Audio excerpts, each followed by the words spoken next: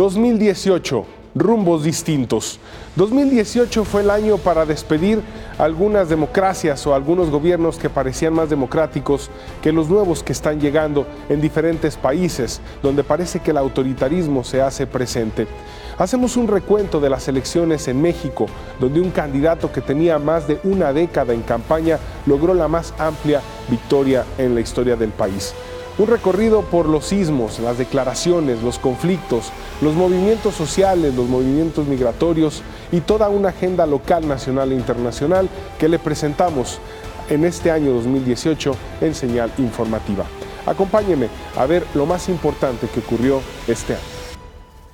En un acto que se convirtió en un mitin, con mantas de agradecimiento de las centrales obreras del PRI y la presentación de la banda Estrellas de Jalisco, el gobernador Aristóteles Sandoval Díaz entregó en forma simbólica 30 permisos de taxi de un total de más de 1,400 a conductores con más de 10 años de antigüedad. El gobierno estatal sería aval de 100 taxistas, siempre y cuando compren autos híbridos que tienen un valor de alrededor de 370,000 pesos. Que ahora sí van contra la corrupción. Este fue el compromiso de los integrantes del Comité Coordinador del Sistema Estatal Anticorrupción de Jalisco, que fue instalado en el Centro Cultural Cabañas. Este comité está integrado por representantes de la Contraloría del Estado, el Instituto de Transparencia, el Supremo Tribunal de Justicia, el Consejo de la Judicatura, el Tribunal de Justicia Administrativa, la Auditoría Superior del Estado y el Comité de Participación Social del Sistema Anticorrupción.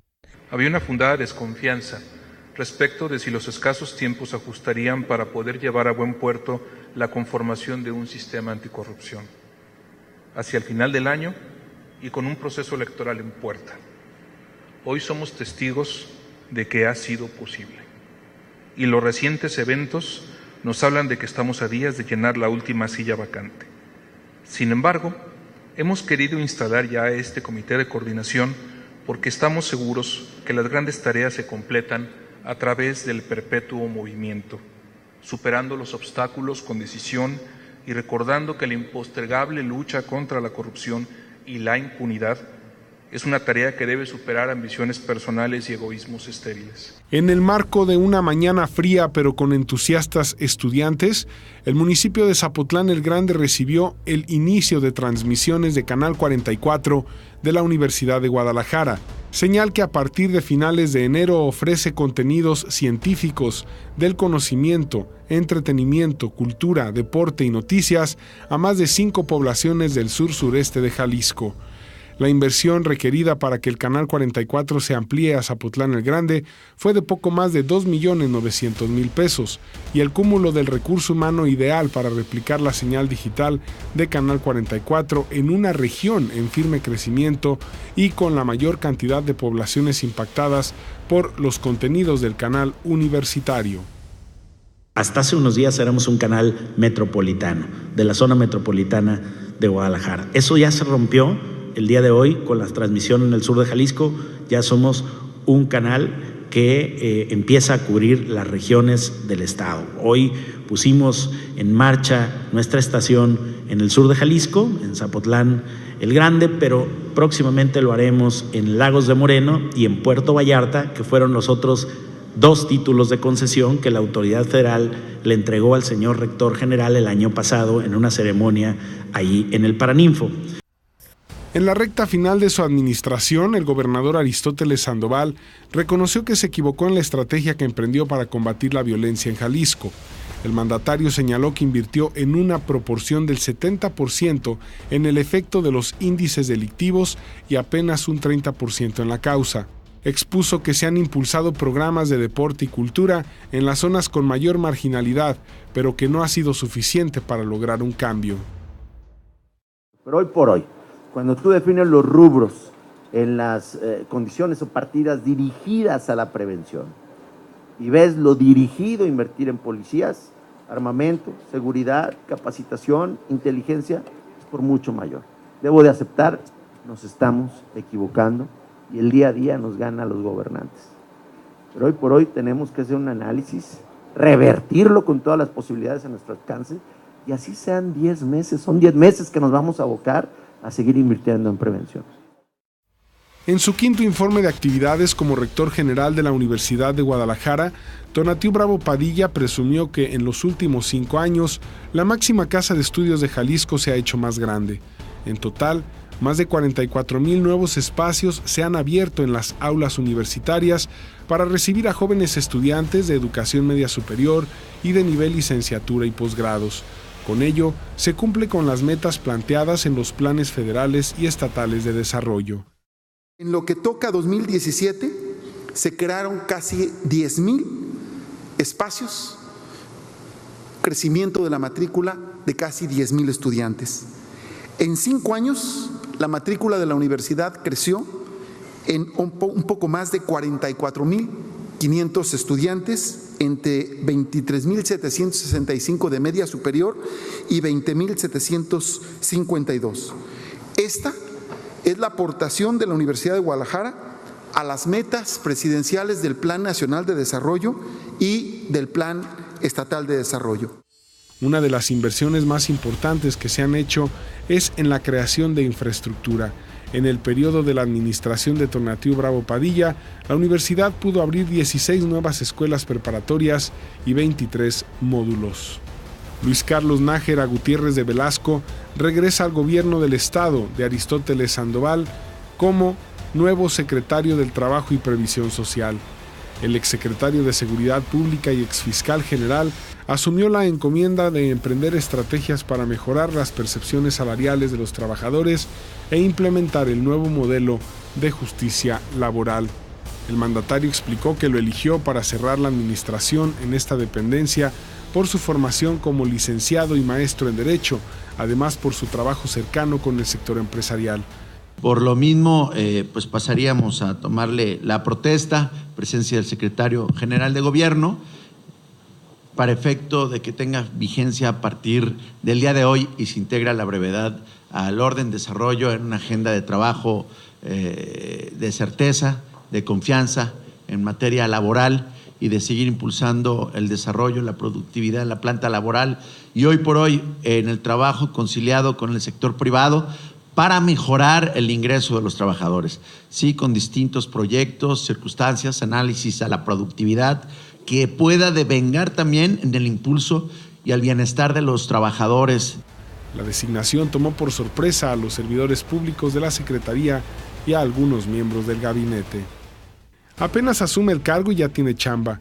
En cuanto el Congreso local le tomó protesta a Gerardo Ignacio de la Cruz como nuevo fiscal anticorrupción de Jalisco, diputados de Movimiento Ciudadano le presentaron, ahí mismo en el Salón de Pleno, la primera denuncia. Se trataba de una querella en contra del exsecretario de Salud, Antonio Cruz Esmada.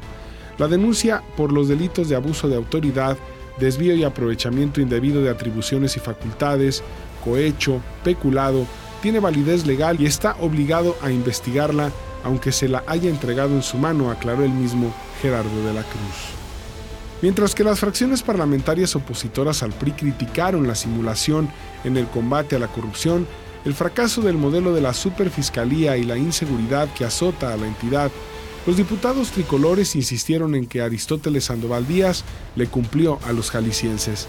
Los diputados emitieron su posicionamiento de las conclusiones de la glosa del quinto informe de gobierno de Aristóteles Sandoval Díaz. Luis Carlos Vega Pámanes no volverá a ocupar cargos públicos durante los próximos 9 años. El Congreso del Estado de Jalisco aprobó la inhabilitación para el ejercicio de empleos, cargos públicos y comisiones en el servicio público contra el exmagistrado presidente del Supremo Tribunal de Justicia. En la audiencia se trataron 7 juicios políticos que tenían que ver con 3 casos: la concesión del estacionamiento de Ciudad Judicial, la llamada que realizó Vega Pámanes a Salvador Caro para interceder por 2 detenidos y el ocultamiento de antecedentes penales para ser nombrado magistrado. Con 164 votos a favor y 7 votos anulados, el Consejo General Universitario eligió como rector general sustituto de la Universidad de Guadalajara a Miguel Ángel Navarro Navarro, quien ocupaba el cargo de vicerrector ejecutivo y relevó en el puesto a Tonatiuh Bravo Padilla, a quien el Consejo General Universitario le autorizó la separación definitiva de la rectoría para competir por una diputación federal por la vía plurinominal. Choferes del transporte público marcharon por calles de la ciudad para llegar al Congreso del Estado y pedir que se realicen modificaciones a la ley de movilidad en el tema de la ruta empresa, ya que argumentan que los recursos que salen de las ventas de cada unidad los manejan discrecionalmente en la empresa sobre el prepago y temen que se jineteen los recursos, además que desconocen las cuentas reales que genera cada camión. Cerca de 5,000 estudiantes de la Universidad de Guadalajara, según cifras de los organizadores, exigieron vivir en paz en la ciudad y en el estado y que se haga justicia por el asesinato de Karina González, quien era alumna de la carrera de Derecho en la modalidad semiescolarizada. Jesús Medina Varela, presidente de la FEU, advirtió que los universitarios no se van a acostumbrar a vivir con violencia, en alusión a la postura del entonces gobernador Aristóteles Sandoval, quien declaró que esto se va a poner peor. Pero lo que sí estoy seguro es que Karina hubiera sido una gran abogada y el cabrón que la mató, ese cabrón es un cobarde, eso es lo que es. Por eso estamos el día de hoy aquí, y el día de hoy estamos aquí, pero tenemos que reconocer algo primero, y es que en algo hemos fallado nosotros. Y si en algo hemos fallado, es que no hemos sabido distinguir quién es el enemigo. En eso hemos fallado. El enemigo es el que jaló el gatillo. A mí me parece que no solamente es él. El enemigo es el corrupto. El enemigo es quien nos dice que no puede ser un país distinto. Aún antes de arrancar las actividades de la 33ª edición del Festival Internacional de Cine de Guadalajara, el evento más controversial fue la masterclass de Geometría a la forma del agua, impartida por el cineasta mexicano y tapatío Guillermo del Toro. De esta manera, las 2 charlas que se realizaron en el Auditorio Telmex convocaron a 3,600 asistentes. Sin embargo, el impacto en redes sociales y transmisiones fue mucho mayor. Canal 44 transmitió ambas conferencias por su señal tanto abierta como por cable, llegando a millones de personas en la zona metropolitana y con la señal compartida a 32 medios nacionales mediante difusoras y televisoras estatales. Para exigir que aparezcan con vida 3 estudiantes desaparecidos de cine de la Universidad de Medios Audiovisuales y 2 alumnos del Centro Universitario de Ciencias de la Salud, la Federación de Estudiantes Universitarios convocó a un paro de actividades en la Universidad de Guadalajara y a marchas que se efectuaron en la Glorieta de los Niños Héroes, que fue rebautizada como la Glorieta de las y los Desaparecidos, para exigir a la Fiscalía General del Estado el esclarecimiento de los hechos.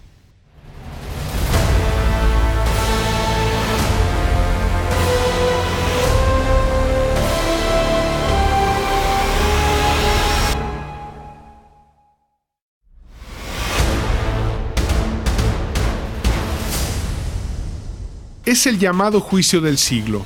A más de un año de la extradición de Joaquín El Chapo Guzmán y tras las quejas de su esposa Emma Coronel y de su defensa ante la justicia norteamericana por las condiciones en las que se encuentra, sin ver la luz del sol y con un estado de salud delicado, oficialmente comenzó su juicio el 5 de noviembre. Aunque la defensa de El Chapo trató de retrasar el juicio, esto no ocurrió y se conformó el jurado a pesar de personajes que buscaban desde un autógrafo del capo hasta tomarse la foto con él. En el juicio del siglo, diversos testimonios sacarían a la luz el pago de sobornos a funcionarios mexicanos a cambio de protección o ayuda. Personajes como Guillermo González Calderón y extitular de la oficina en Guadalajara de la Dirección General de Seguridad de la PGR y Jesús El Rey Zambada, exmiembro del cártel de Sinaloa, son testigos de la Fiscalía en contra de Guzmán Loera. El Rey reveló que se pagaron 6 millones en sobornos al expresidente Enrique Peña Nieto y según el hijo del Mayo Zambada, él sobornó tanto al gobierno del priista como al de su antecesor Felipe Calderón, hecho que ambos mandatarios negaron. Durante los alegatos de Zambada, también salió a relucir la muerte del cardenal Juan Jesús Posadas Ocampo, ocurrido en Guadalajara en 1993. De acuerdo con el testigo, el asesinato del religioso fue un error de confusión cometido por los hermanos Ramón y Benjamín Arellano Félix, quienes lo confundieron con el líder del cártel de Sinaloa. Los alegatos continúan aún en la espera de una resolución.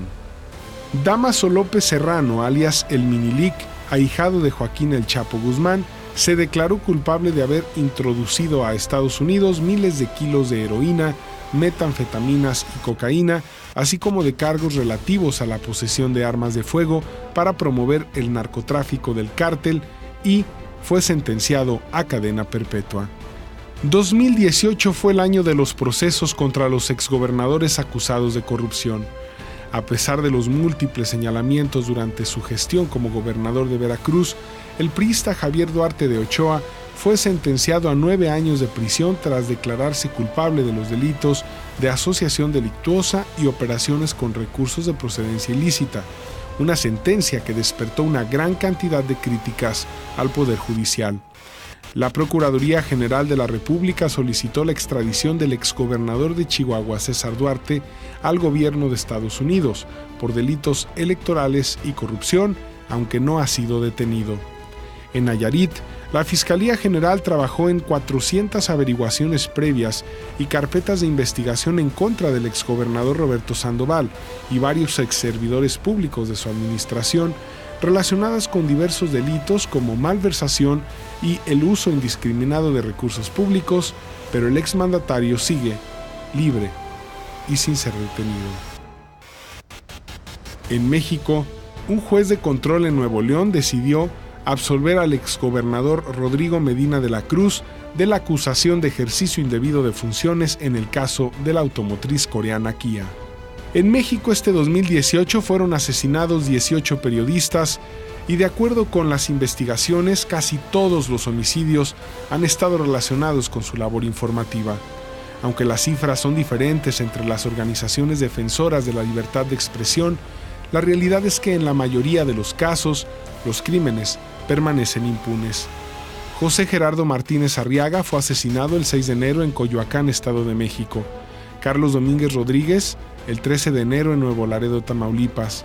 Leslie Pamela Montenegro del Real fue asesinada el 5 de febrero en Acapulco, Guerrero, aunque su caso se volvió controversial al tratarse también de una youtuber conocida como la Nana Pelucas. Leobardo Vázquez Atzin fue asesinado el 21 de marzo en Gutiérrez, Zamora, Veracruz. Juan Carlos Huerta Gutiérrez, el 15 de mayo en Villahermosa, Tabasco.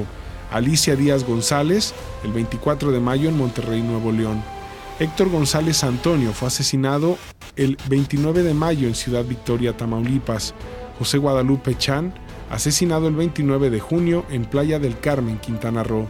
Luis Pérez García, asesinado el 23 de julio en Iztapalapa, en la Ciudad de México. Rubén Pat, asesinado el 24 de julio en Playa del Carmen, Quintana Roo. Rodolfo García González, asesinado el 5 de agosto en Valle de Santiago, Guanajuato. Javier Enrique Rodríguez Valladares, asesinado el 29 de agosto en Cancún. Mario Leonel Gómez Sánchez, asesinado el 21 de septiembre en Yajalón, Chiapas. Arturo Porcayo Aguiluz, asesinado el 28 de septiembre en Taxco, Guerrero.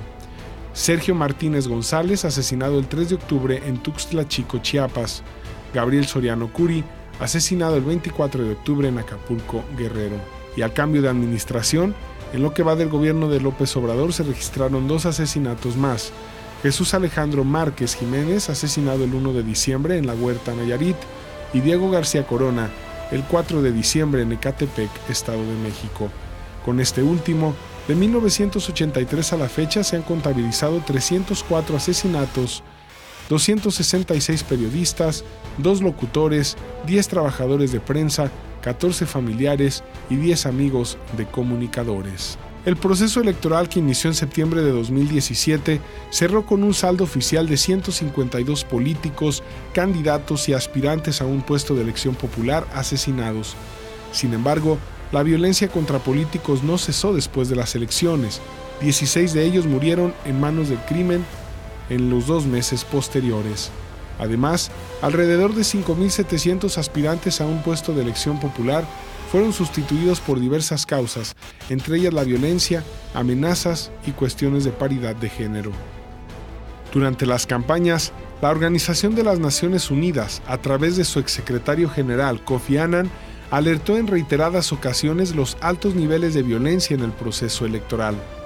A su vez, la Secretaría de Gobernación identificó a los estados de Guerrero, Guanajuato, Veracruz, Tamaulipas y Jalisco como focos rojos en el proceso electoral.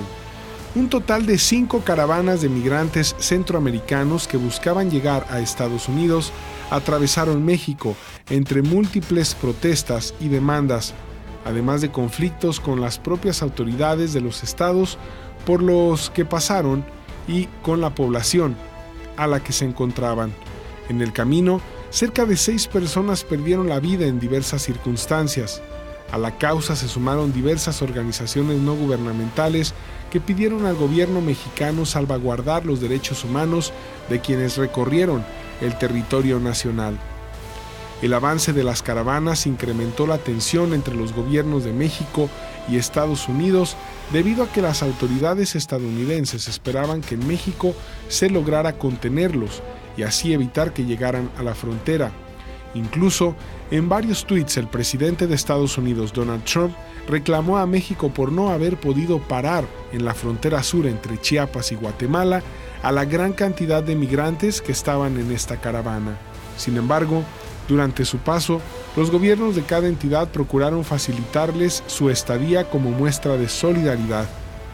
A su llegada a la frontera en el estado de Baja California, se encontraron con la rotunda negación del gobierno estadounidense de permitirles la entrada a su país si no era de manera legal, es decir, con sus documentos correspondientes, por lo que los integrantes de la caravana exigieron a través de un pliego petitorio entregado ante las autoridades de Estados Unidos una indemnización de $50,000 por cada uno de los centroamericanos para que regresen a su país, petición que el propio gobierno rechazó, tras lo cual algunos hondureños decidieron volver a su país y otros más aseguraron que buscarían otra manera de poder ingresar al territorio estadounidense.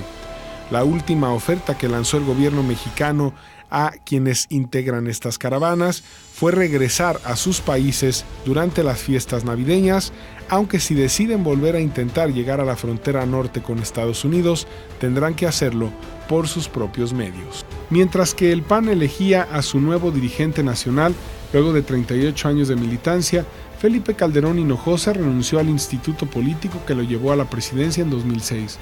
Mediante una misiva, Calderón Hinojosa señaló que el PAN dejó de ser el instrumento de participación ciudadana para la construcción de un México mejor, y que ahora una camarilla controla al partido, abandonando los principios fundamentales, las ideas básicas y las propuestas del partido.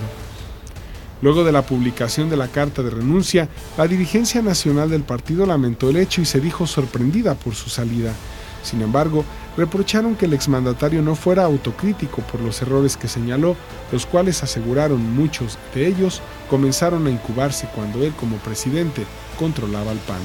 Después de que durante el sexenio del presidente Enrique Peña Nieto, la exlideresa del Sindicato Nacional de Trabajadores de la Educación durante 23 años, se encontraba recluida en el reclusorio femenil de Tepepan por los delitos de lavado de dinero y delincuencia organizada, desde el 2013, sería hasta el 2018 que estuvo en arresto domiciliario para después quedar en libertad de dichas acusaciones por un juez de primer tribunal unitario en materia penal del primer circuito. A su regreso, Gordillo anunciaría su intención de retomar las riendas del Sindicato Nacional de Trabajadores de la Educación. Afirmó que su posición es la de contribuir a que el nuevo momento en el sindicato garantice las mejores condiciones a los agremiados, por lo que por encima de sus intereses antepondría los de los trabajadores de la educación. Sin embargo, para la Coordinadora Nacional de Trabajadores de la Educación, CENTE, sería un mal cálculo político del gobierno federal permitir su eventual regreso a la dirigencia de la CENTE. El hecho aún sigue inconcluso con declaraciones y sin rumbo fijo que será analizado en 2019. Este 2018 en México se registraron por lo menos 8 fenómenos naturales que en algunos casos provocaron desastres materiales, dejando a su paso miles de damnificados en varias regiones del país, de acuerdo con información de la Coordinación Nacional de Protección Civil de la Secretaría de Gobernación. No obstante, debido a la actuación oportuna de las autoridades en la materia, que estuvieron llevando a cabo acciones de prevención en los casos imprevisibles, se logró disminuir al mínimo posible el número de víctimas fatales. En febrero, un sismo de 7.2 grados se registró en las costas de Oaxaca, que aunque no cobró vidas, dejó 2 lesionados y daños graves a 50 viviendas, así como a la red eléctrica, dejando a 998,000 personas sin luz. En junio, la formación de 2 tormentas tropicales en los estados de Michoacán, Guerrero, Puebla, Estado de México, Morelos, Oaxaca, Chiapas, Jalisco, Guanajuato, Querétaro, Hidalgo, Tlaxcala y Ciudad de México tampoco registró víctimas gracias a la movilización de las autoridades.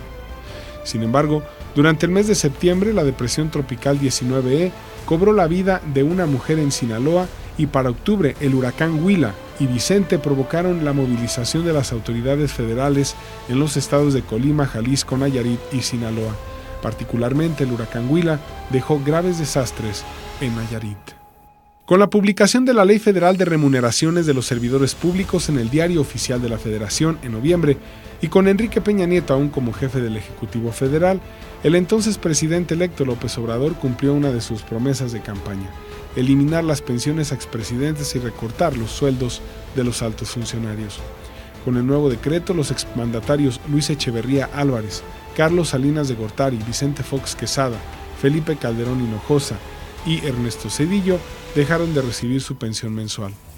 Todavía hace algunos días, luego de que se presentara el proyecto del presupuesto de egresos de la Federación, el mandatario federal les pidió a los expresidentes que se serenaran y tranquilizaran luego de que su pensión ya no apareció en el presupuesto.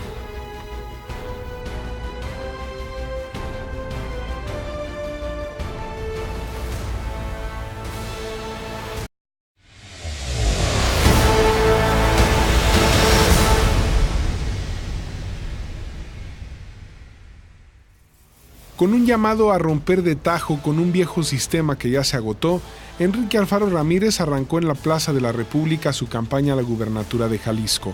Admitió que la refundación de Jalisco no podrá concretarse de la noche a la mañana, pero implicará el resurgimiento del Estado como líder del occidente del país.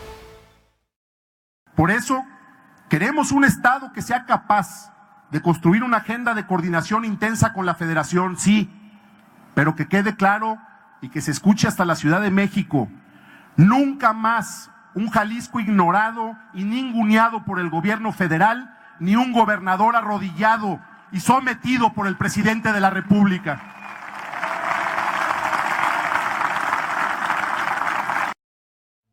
En la misma tesitura se expresaron los 3 oradores: Tonatiu Bravo Padilla, candidato a diputado federal; Clemente Castañeda, candidato a senador; y el académico de la Universidad de Guadalajara, Luis Aguilar. Luego de casi 2 días de labores para sofocar las llamas en el área natural protegida del Bosque La Primavera, queda controlado un incendio que inició en Tala. El gobernador de Jalisco, Aristóteles Sandoval, realiza un sobrevuelo por el Cerro de San Miguel y señala que fueron 2.400 hectáreas las que resultaron afectadas, de las cuales la mayoría fue hojarasca y solo un 10% enarbolado.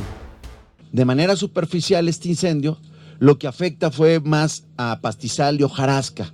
Quiero decirles que en el sobrevuelo que hicimos a ojo de buen cubero, pues prácticamente el 95% de nuestro arbolado se mantiene, es decir, hoy no tuvo una afectación importante, si bien está estresado, la capacidad del encino para la regeneración es extraordinaria. Tras el anuncio de sofocar el incendio, se levanta la alerta atmosférica que había sido emitida.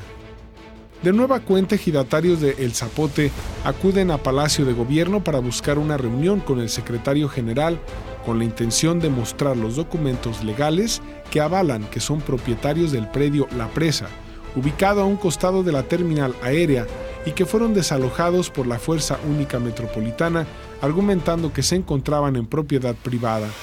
Evangelina Vega, presidenta del ejido del Zapote, dijo que ellos no fueron despojados, sino que sus tierras fueron hurtadas y acusan al gobierno estatal de tener contubernio con el Grupo Aeroportuario del Pacífico en una lucha donde exigen el pago correspondiente a las 3 hectáreas donde está actualmente el Aeropuerto Internacional de Guadalajara y por lo cual han tomado en varias ocasiones el estacionamiento de la terminal aérea. En conferencia de prensa, el fiscal general del estado informó que los 3 estudiantes de cine desaparecidos desde el 19 de marzo en el municipio de Tonalá fueron asesinados y sus restos habrían sido disueltos en ácido. Raúl Sánchez Jiménez, encargado de la seguridad en Jalisco, a través de un video explicó la reconstrucción de los hechos en los que se presumió perdieron la vida Javier Salomón Aceves, Jesús Daniel Díaz y Marco Francisco Ábalos a manos de una célula delictiva. Las investigaciones señalan que los jóvenes fueron ultimados por miembros de la organización criminal, quienes los habrían secuestrado luego de grabar un corto en la casa de Edna N., tía de Aceves, quien presuntamente es pareja del líder de un grupo antagonista. Esa finca era utilizada como casa de seguridad de otro grupo criminal denominado Cártel Nueva Plaza. Todos estos elementos indiciarios, evidencias, análisis de inteligencia, análisis de laboratorio, apuntan a que las líneas de investigación llevadas por la Fiscalía General del Estado de Jalisco cuentan con elementos de prueba que son múltiples, graves, unívocos y que no existe alguno en contrario para concluir racionalmente que los estudiantes fueron privados de su libertad con la finalidad de dañarlos, para quitarles la vida y posteriormente sus cuerpos fueron disueltos en ácido para que no quedara rastro de ellos. La autoridad ministerial continuará investigando sobre estos hasta su total esclarecimiento. Del coraje al luto y luego a la indignación, eso es lo que se generó tras saber que una búsqueda de un mes y luego de varias marchas, manifestaciones y protestas, la Fiscalía dio a conocer que 3 estudiantes de cine fueron asesinados y disueltos en ácido, pero aún más, que a la conclusión se llegó sin ningún rigor científico. Ciudadanos tomaron la iniciativa y convocaron por redes sociales, vestidos de negro, a una marcha a las puertas de Casa Jalisco. Primero el luto, colocaron velas que contrastaban con lo oscuro de la noche y del color de uniforme de los antimotines que rodearon el inmueble.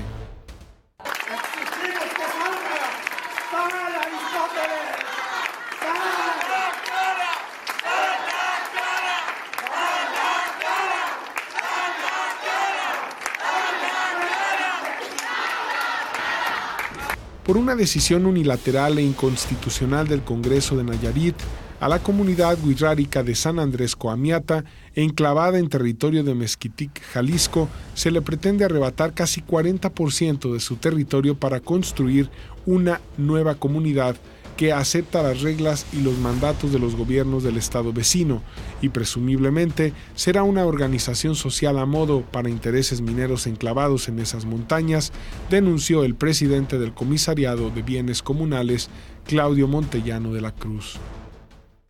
Hace rato hablamos con el secretario de Gobierno y hablamos con la mesa directiva del Congreso del Estado también. ¿Ay, qué les dijeron? Pues que le van a dar seguimiento, pero siempre, como siempre, nos dicen que tengamos paciencia, que no alteremos las cosas, pero esa paciencia a nosotros se está acabando. Luego de meses de retraso en su entrega, las primeras y nuevas calandrias eléctricas comenzaron a circular por el centro histórico de Guadalajara. Con el cambio de calandrias vino también una fuerte oposición y el cambio de modelo implicó también un cambio en la tradición de más de un siglo de las calandrias turísticas tiradas por caballos. Huelgas de hambre del gremio opositor consiguieron destituir a su viejo líder, Pedro Aguilar, y también obtuvieron que el ayuntamiento otorgara permisos provisionales a los calandrieros tradicionales. Atentado frustrado se registró contra el secretario del Trabajo, Luis Carlos Nájera Gutiérrez de Velasco, que dejó al menos 4 personas lesionadas luego de 2 balaceras en distintos puntos del área metropolitana. 5 minutos en medio de un tiroteo no pueden ser descritos más que como eternos. El tiempo pasa lento y la adrenalina hace reaccionar al cuerpo, que por instinto lo único que busca es preservar la vida, según revelaron testigos del hecho. Pero sí duró 5 minutos como mínimo, si no es que más. ¿Ustedes se resguardaron en un lugar seguro? Sí, no, pues obviamente escuchamos solamente y pues lo primero que hacer pues es resguardarse. En sí no vimos mucho de cómo fue todo, pero pues sí lo único que hicimos fue resguardarnos. Falleció un bebé víctima de la persecución y atentado contra el secretario del Trabajo del Gobierno del Estado, Luis Carlos Nájera Gutiérrez de Velasco. Con 8 meses de nacido sufrió quemaduras de 100% de la superficie corporal tras la quema de una unidad del transporte público. Minutos antes de la confirmación del deceso, el director del Sistema de Atención de Urgencias Médicas, Yannick Nordin, informaba que el bebé sería trasladado a la Fundación Michu y May en Galveston, Texas. Sin embargo, por su gravedad, tendría que esperar. El niño murió y su madre fue trasladada a Galveston. Con un gran estruendo y rocas cayendo a una altura de 15 metros fue lo que marcó el trabajo final de la máquina tuneladora que perforó 4 kilómetros del túnel de la línea 3 del tren ligero. La actividad de la tuneladora comprendió casi 2 años, ya que arrancó el 6 de junio de 2016. El atraso de su trabajo fue de poco más de 6 meses, dado que debió permanecer parada 2 meses y medio en el cruce de Avenida Revolución y Corona. Esta obra presenta retrasos por fallas en placas de neopreno denunciadas por el gobernador Enrique Alfaro Ramírez, y su operación pudiera entrar hasta en 2020. El proceso electoral no ha estado al margen de la violencia en Jalisco. Al menos 29 candidatos a municipios o diputaciones se bajaron de la contienda por amenazas del crimen organizado. Se trata de 7 candidatos a regidores del PAN, 2 abanderados de Nueva Alianza a diputados federales, además del Partido Verde Ecologista, que se quedó sin candidatos en 20 municipios por intimidaciones que incluyeron levantones. Alfonso Navarrete Prida, secretario de Gobernación, confirmó la detención de Rosalinda N., esposa de Nemesio Oseguera, principal líder del cártel Nueva Generación, en un operativo en el que no hubo un solo disparo. El funcionario federal informó que a la mujer se le cumplimentó una orden de aprehensión por su presunta responsabilidad en la administración de los recursos obtenidos de las actividades ilícitas del cártel, así como de lavado de dinero. Esta mujer es probable administradora de los recursos económicos y legales del grupo delictivo, por lo que era buscada en cumplimiento a un mandato judicial por los delitos de delincuencia organizada con la finalidad de cometer el delito de operaciones de recursos de procedencia ilícita. El gobernador del estado, Jorge Aristóteles Sandoval, anuncia la salida del gabinete estatal de Luis Carlos Nájera Gutiérrez de Velasco, actual secretario del Trabajo, luego del atentado que sufrió y que desencadenó una serie de hechos de violencia en la zona metropolitana de Guadalajara. El exfiscal de Jalisco fue víctima de un fallido atentado en su contra cuando un supuesto grupo intentó asesinarlo luego de salir de un restaurante en la zona de Chapultepec, y al ver fracasar la agresión, sujetos quemaron varios vehículos en distintos puntos de la ciudad, entre ellos un camión de transporte público en donde viajaba una mujer y su bebé de 8 meses, Tadeo, quien perdió la vida por las quemaduras.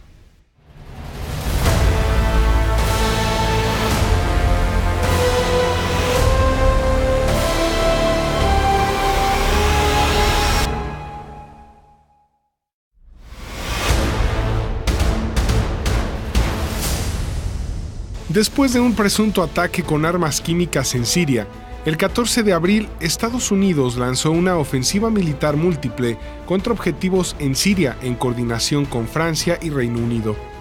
De acuerdo con la entidad Observatorio Sirio de Derechos Humanos, los ataques golpearon un centro de investigación militar en la provincia de Homs. La Organización para la Prohibición de Armas Químicas, OPAC, anunció que sus expertos investigarían las denuncias sobre el uso de gases tóxicos en Duma. Durante el ataque conjunto, el ejército sirio, apoyado por Rusia, su aliado, afirmó haber derribado con su defensa antiaérea la mayoría de los 110 misiles disparados por los 3 países. El 19 de abril, el canal de televisión ruso Yosilla 24 emitió una entrevista en exclusiva con un niño que participó en la filmación del video, que fue presentado como evidencia del presunto ataque químico de falsa bandera en Duma por parte de los cascos blancos. En la entrevista, Hassan Diab dice que él y su madre escucharon fuertes voces en la calle que llamaban a todos a correr hacia los hospitales. Cuando Hassan ingresó al hospital, personas desconocidas lo agarraron, le echaron agua helada encima y luego lo pusieron junto a otros pacientes. En marzo, el presidente de Estados Unidos, Donald Trump, comenzaría una guerra comercial con varios países, incluidos México, Canadá, la Unión Europea, pero principalmente con mayor intensidad contra China. Washington impuso este año aranceles a productos chinos por unos $50,000 millones. Beijing reaccionó con igual medida. Poco después, Estados Unidos anunció gravámenes adicionales del 10% sobre bienes del país asiático por $200,000 millones. China respondió con aranceles a importaciones estadounidenses por $60,000 millones. Las tarifas rigieron desde el 24 de septiembre, aunque en la cumbre del G20 en Argentina se firmó un acuerdo para no incrementar más aranceles. 2018 marcó el histórico acercamiento entre Corea del Norte y Estados Unidos. En primera instancia, se rompieron más de 2 años de relaciones congeladas entre las dos Coreas a través de comunicaciones telefónicas y una posterior cumbre entre el líder norcoreano Kim Jong-un y el presidente de Corea del Sur, Moon Jae-in, que fue la antesala del histórico encuentro entre el líder del régimen de Pyongyang y el presidente Donald Trump. El 9 de febrero, fecha de la inauguración de los Juegos Olímpicos de Invierno, Corea del Sur y Corea del Norte desfilaron bajo la bandera unificada, como ya se había planeado en los diálogos con ambas delegaciones, y finalmente, el 12 de junio en Singapur, Donald Trump y Kim se reunieron para firmar acuerdos para comenzar la desnuclearización de la península de Corea, un proceso que avanza lentamente. En marzo se desataría una crisis diplomática entre Rusia y Londres por el ataque en Salisbury al exespía de origen ruso Sergei Skripal y su hija Yulia. Ambos serían hospitalizados tras exponerse a un agente nervioso llamado Novichok. Moscú fue el primer acusado por parte de Reino Unido, lo que desencadenaría una ola de expulsiones de diplomáticos entre los países en disputa y otros más que se sumaron. Tanto Yulia como su padre comenzaron a recuperarse y fueron dados de alta. El 30 de junio se dio a conocer un nuevo caso de intoxicación doble con el agente Novichok en la localidad de Amesbury, cerca de Salisbury, y las víctimas serían Charlie Rowley, de 45 años, y Don Sturges, de 44. Don murió días después de que entrara en contacto con el agente, y más tarde se daría a conocer que el contacto con la sustancia fue a través de un perfume. El 20 de julio, Charlie Rowley fue dado de alta. El 5 de septiembre, la Fiscalía Británica acusó a 2 hombres rusos por el envenenamiento del exespía y su hija. Alexander Petrov y Ruslan Boshirov, señalados como autores del hecho, en entrevista para la agencia Russia Today, indicaron que estuvieron en Salisbury, en el Reino Unido, pero que no son agentes, sino empresarios, y el motivo de su visita era como turistas. Los 2 hombres se asemejan a los 2 sospechosos cuyas fotos fueron distribuidas por el Reino Unido, quien los acusaba de ser agentes de la inteligencia militar rusa. La ley que garantiza la salida del Reino Unido de la Unión Europea fue promulgada el martes 26 de junio, luego de meses de debates. La reina Isabel II firmó el texto, presentado en julio de 2017 por el gobierno conservador de la primera ministra Theresa May y adoptado por el Parlamento británico. El 13 de noviembre, la primera ministra alcanzó un acuerdo a nivel técnico con Bruselas, lo que le llevaría a recibir fuertes críticas, así como varias dimisiones de sus funcionarios. La primera ministra enfrentó una moción de confianza que superó, por lo que podrá seguir trabajando para lograr la aplicación del Brexit. Tras su victoria, la primera ministra no podrá ser sometida de nuevo a una moción de confianza por su propio partido en 12 meses, aunque sí podría afrontar una moción de censura contra su gobierno por parte de la oposición laborista. Antes de entrar a su moción de confianza, la jefa del Ejecutivo prometió a sus colegas de partido que se retirará en las próximas elecciones legislativas previstas para el año 2022. La fecha límite para que el país salga del bloque es el 29 de marzo de 2019. El 24 de noviembre comenzaría en París la movilización de los chalecos amarillos, un movimiento que comenzaron los trabajadores que usaban este tipo de vestimenta y que se convirtió en símbolo de protestas para exigir que bajara el precio de los combustibles y aumentaran salarios y derechos para los trabajadores. Barricadas incendiadas, manifestantes arrancando adoquines, cañones de agua de la policía y gases lacrimógenos fue parte del paisaje de lo que vivieron los parisinos en una de varias manifestaciones que se darían por los inconformes. El gobierno de Emmanuel Macron se vio acorralado ante las protestas que se generaron por varios días y el lunes 10 de diciembre el presidente francés anunció que aumentaría en 100 euros el salario mínimo y bajarían los impuestos a los pensionistas y a los trabajadores en un discurso en el que trató de responder a las demandas del movimiento. El 2 de octubre se dio a conocer la desaparición del periodista saudí Jamal Khashoggi. Turquía acusó al gobierno de Arabia de haber asesinado al comunicador y posteriormente se confirmó que Khashoggi fue asesinado dentro de la embajada de su país en Estambul, lo que repercutió en sanciones, expulsión de funcionarios de parte de algunos países y el señalamiento directo al príncipe heredero Mohammed bin Salman. Después de la presión a la que se vio sometida, Arabia Saudí aceptaría la muerte del periodista dentro de su embajada, lo que ocasionó una serie de investigaciones dentro del inmueble. Un coche donde se encontraron pertenencias y una grabación a la que tendrían acceso el presidente turco Recep Tayyip Erdogan, así como el presidente de Estados Unidos Donald Trump. Sin embargo, este último aclaró que a pesar de lo ocurrido, no cortaría lazos con el país árabe por intereses económicos. Aunque Arabia Saudí dijo que el asesinato de Khashoggi no fue intencional, el fiscal general del reino, Saud al-Moheb, en un breve texto indicó que fue premeditado. Hasta el momento, 13 personas han sido arrestadas por el caso, 2 de ellos colaboradores del príncipe Mohammed bin Salman, aunque los senadores de Estados Unidos exigen su arresto por este hecho. El 8 de mayo, el presidente de Estados Unidos, Donald Trump, decidiría retirar a su país del acuerdo nuclear iraní, a pesar del llamado de los países aliados. El mandatario firmó oficialmente su retirada, así como el anuncio de las sanciones que entrarían en vigor contra Irán. El gobierno de Donald Trump aplicaría sanciones contra ese país. Irán debía cumplir con 12 condiciones para poder levantar unas sanciones que generaron problemas y preocupaciones tanto en Europa como en otros países involucrados en el tema. Ante esta decisión, el presidente iraní Hassan Rouhani afirmó que su país permanecerá en el acuerdo nuclear de 2015 mientras este beneficia al país y apostó a que Estados Unidos volverá en algún momento del pacto. En noviembre, fueron retenidos 3 submarinos y arrestados 24 marinos ucranianos acusados de haber atravesado ilegalmente la frontera rusa. Debido a esto, un tribunal de Crimea ordenó la detención provisional de 12 de ellos. El incidente se produjo en el Mar Negro cuando buques ucranianos intentaban ingresar en el estrecho de Kerch para llegar al Mar de Azov. Los guardacostas rusos controlaron por la fuerza a 2 patrulleras y un remolcador ucranianos, acusándolos de haber entrado ilegalmente en sus aguas territoriales. El hecho provocó tensión entre ambas naciones, ocasionando que el presidente Petro Poroshenko promulgara el decreto que instaura la ley marcial en el país. El altercado originó la cancelación de la reunión que el mandatario ruso Vladimir Putin tendría con su homólogo de Estados Unidos, Donald Trump, en Buenos Aires, en el marco de la cumbre del G20.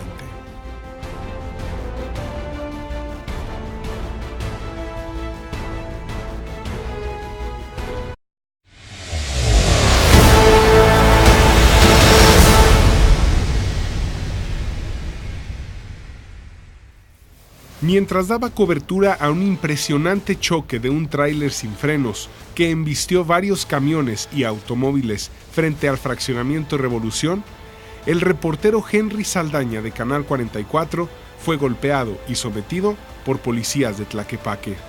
El argumento: entrar supuestamente a la escena de un hecho delictivo, en este caso representado por los vehículos dañados y personas atrapadas dentro de algunos de ellos. Sin embargo, no había ninguna cinta amarilla que rodeara el perímetro. Mientras daba cobertura a un impresionante choque de un tráiler sin frenos que embistió varios camiones y automóviles frente al fraccionamiento Revolución, el reportero Henry Saldaña de Canal 44 fue golpeado y sometido por policías de Tlaquepaque. El argumento: entrar supuestamente a la escena de un hecho delictivo, en este caso representado por los vehículos dañados y personas atrapadas dentro de algunos de ellos. Sin embargo, no había ninguna cinta amarilla que rodeara el lugar. La unidad TP-1704A de la Policía Municipal, misma que pertenece a un comandante de la corporación, apareció en el sitio. Nuestro compañero asegura que fue precisamente un mando medio de dicha dependencia el que da la orden de detenerlo, y los policías, en cambio, aducen que recibieron la instrucción de un agente del Ministerio Público. Esto sucedió dijo el mismo afectado, a pesar de que se identificó en varias ocasiones como reportero de Canal 44. Señaló Henry Saldaña que uno de los policías comenzó a maniobrar el iPad con la intención de borrar el contenido y al reclamarle comenzaron a empujarlo, lo tiraron al piso y lo sometieron. Son al menos 7 elementos. Varias personas comenzaron a videograbar y a ello aduce que los policías optaron por soltarlo, pero sin entregarle el iPad.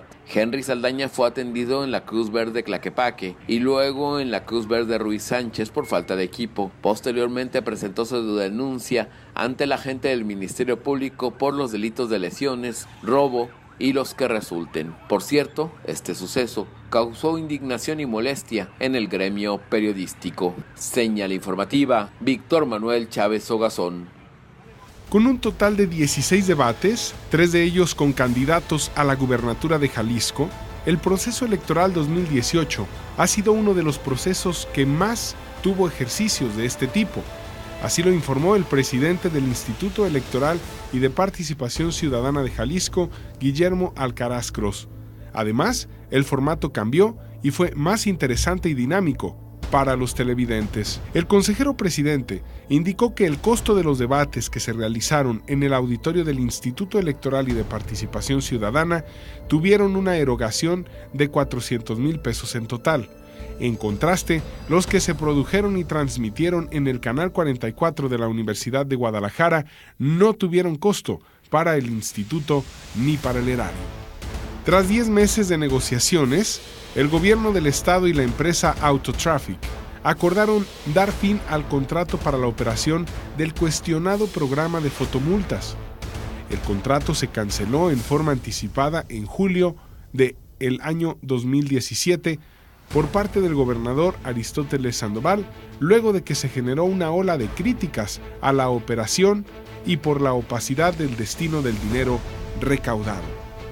El gobierno estatal pagaría 26 millones de pesos a la empresa Autotraffic, lo que correspondía al equipo de 50 radares para fotomultas que ahora pasarán a propiedad del gobierno jalisciense.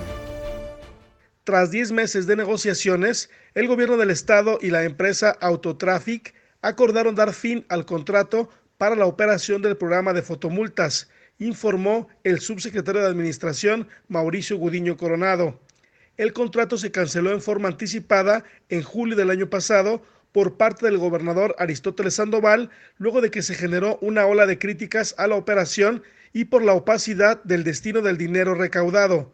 El gobierno estatal pagará 26 millones de pesos a la empresa Autotraffic, lo que corresponde al equipo de 50 radares que ahora pasará a propiedad del gobierno jalisciense, indicó Mauricio Gudiño.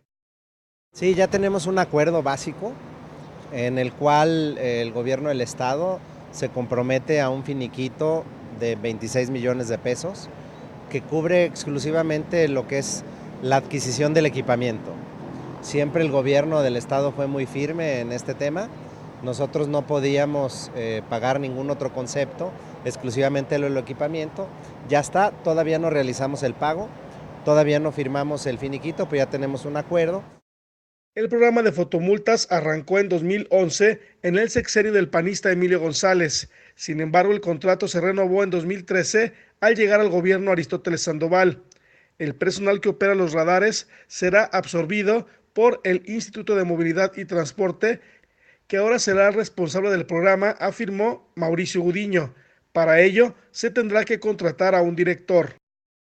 También estamos contratando a un director con sus auxiliares, los cuales serán los responsables de llevar la operación de este programa con éxito. También estamos terminando de hacer los procesos que tienen que ver con la contratación de algunos insumos importantes para el programa, como es el tema de las impresiones de las fotoinfracciones, como es el tema de las notificaciones y también como es el tema del mantenimiento del equipo, el aseguramiento del equipo. El programa de fotomultas consta de 50 radares con cámaras instalados en las principales avenidas de la ciudad, entre ellas Periférico Vallarta, Lázaro Cárdenas, López Mateos y Mariano Otero. Con imágenes de Rubén Fraire, señal informativa Ignacio Pérez Vega. El 1 de julio se llevó a cabo la elección más grande en la historia de México.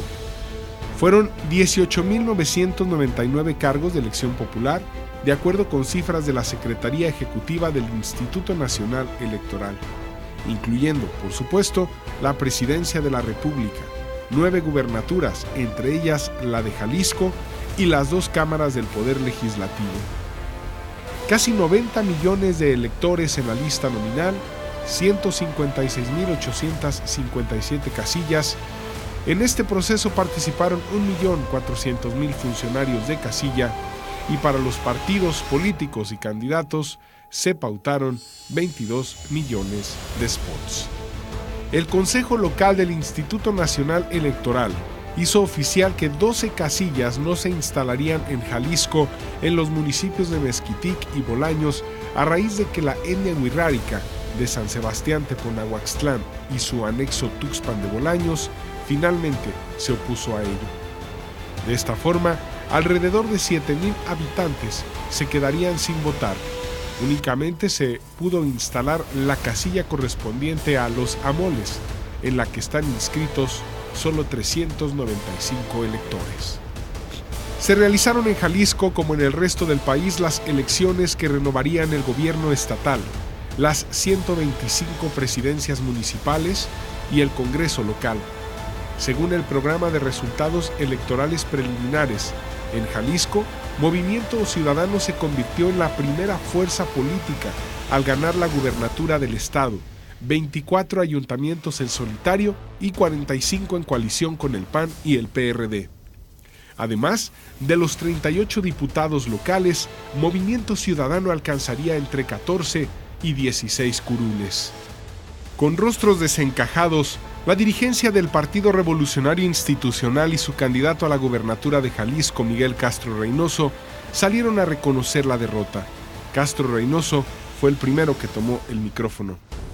Carlos Lomelí Bolaños, candidato a la gubernatura del estado de Jalisco por Movimiento de Regeneración Nacional Morena, dijo que respetará la decisión de los ciudadanos, luego de que el resultado de la elección de este pasado 1 de julio no resultó favorable.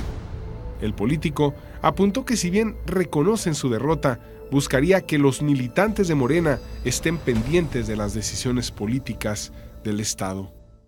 Carlos Lomelí Bolaños, candidato a la gubernatura del estado de Jalisco por el Movimiento de Regeneración Nacional, dijo que respetará la decisión de la ciudadanía, luego de que el resultado de la elección del pasado 1 de julio no resultó favorable. El político apuntó que si bien reconoce su derrota, buscará que los militantes de Morena estén pendientes de las decisiones políticas del estado y que la voz de la ciudadanía sea representada en el Congreso del estado, luego de que su partido se consolidó como la segunda fuerza política de Jalisco. Habla Carlos Lomelí, candidato a gobernador por Morena. Respetaremos la voluntad de la gente expresada en las urnas.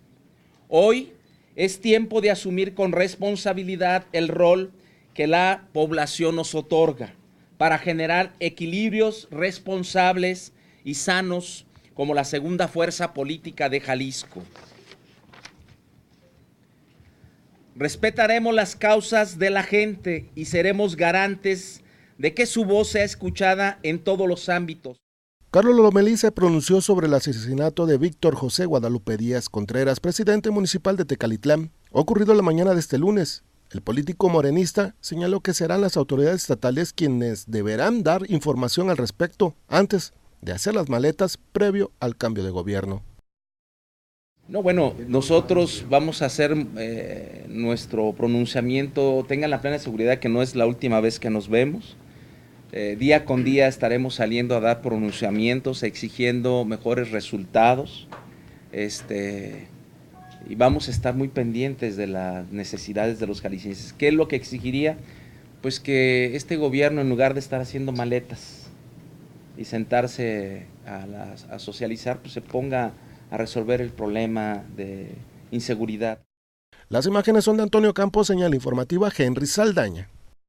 En tanto, el virtual ganador para ser el próximo gobernador de Jalisco por los siguientes 6 años, Enrique Alfaro Ramírez, ofreció la que dijo será la última conferencia de prensa que daría como abanderado de Movimiento Ciudadano, partido al que dijo renunciaba con cualquier vínculo político para comenzar a ejercer un gobierno que sea para todos. En la convocatoria a medios de comunicación, Enrique Alfaro declaró que estas elecciones serán las últimas en las que participaría para buscar cualquier puesto de elección popular, y en lo sucesivo y para no tener distracciones en el ejercicio público, renunciaría a cualquier meta con miras políticas. Si Alfaro quiere negociar directamente con López Obrador, es su decisión, pero el único interlocutor entre el próximo presidente de la República y las autoridades de Jalisco será Carlos Lomelí Bolaños. Así comentaba él mismo al confirmar su nombramiento como próximo coordinador estatal de programas para el desarrollo de la Presidencia de la República. Si Alfaro quiere negociar directamente con López Obrador, es su decisión, pero el interlocutor entre el próximo presidente de la República y las autoridades de Jalisco será Carlos Lomelí Bolaños. Así lo dijo él mismo al confirmar su nombramiento como próximo coordinador estatal de programas para el desarrollo de la Presidencia de la República. Construir lo mejor para Jalisco. Las campañas se terminaron y vamos a trabajar en conjunto, a sumar esfuerzos por la transformación de nuestro Estado. Si en un momento dado el gobernador electo dice que prefiere dialogar directamente con el presidente, que lo busque a ver si lo recibe, así de fácil. O sea, no, Andrés no es un hombre que simula, Andrés es muy claro. Y el gobernador electo estará en la posición de buscar a quien él desee. Aquí hay un representante del Ejecutivo Federal, que soy yo, y si él quiere buscar al presidente, que lo haga.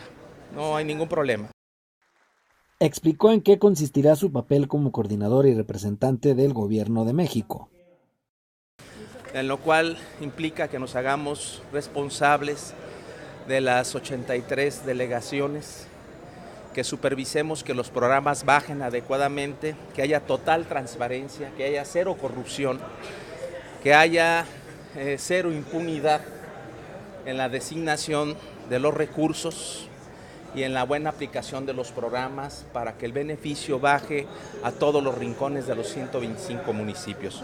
Como lo platicamos durante la campaña, para nosotros es muy importante que los programas sociales y la seguridad se retomen en el Estado.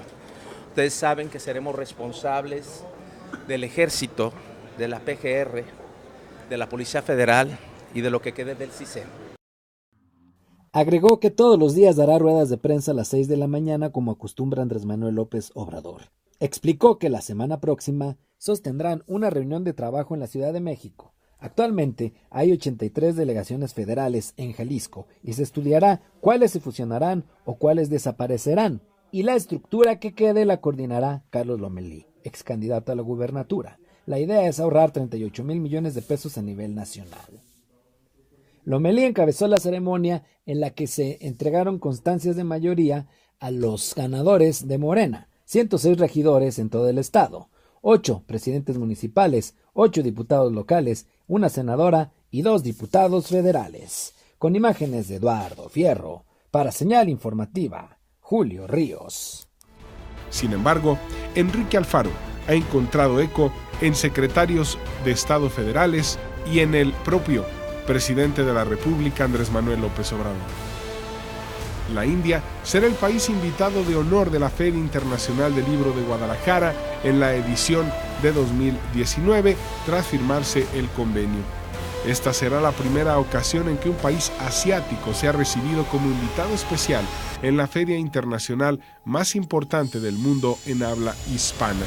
Así lo comentó el presidente de la FIL, Raúl Padilla López. Una de las culturas más ancestrales, una de las culturas más diversas, una de las culturas más ricas, una potencia editorial. La India es el séptimo país en el número de publicaciones. Se elaboró el mazapán gigante de más de 8 toneladas, que buscaba establecer un récord Guinness al cumplirse 70 años desde que se fabrica ese dulce de cacahuate en Tlajomulco. Enrique Michel Velasco, presidente de Dulces de la Rosa, creadora del mazapán, dijo que elaborar este dulce, como el más grande en la historia, es como un trofeo que busca compartir con los clientes, a quienes se repartió el dulce en forma gratuita a lo largo de 3 días. Jonathan Josué N., alias El Choco, identificado como el principal sujeto encargado de desaparecer en ácido a los estudiantes desaparecidos de la Universidad de Medios Audiovisuales, fue detenido por las autoridades en el municipio de Compostela, Nayarit, informó el entonces fiscal general del Estado, Raúl Sánchez Jiménez. El fiscal general agregó que el presunto implicado respondería por los delitos en el secuestro agravado y privación de la vida de los 3 estudiantes.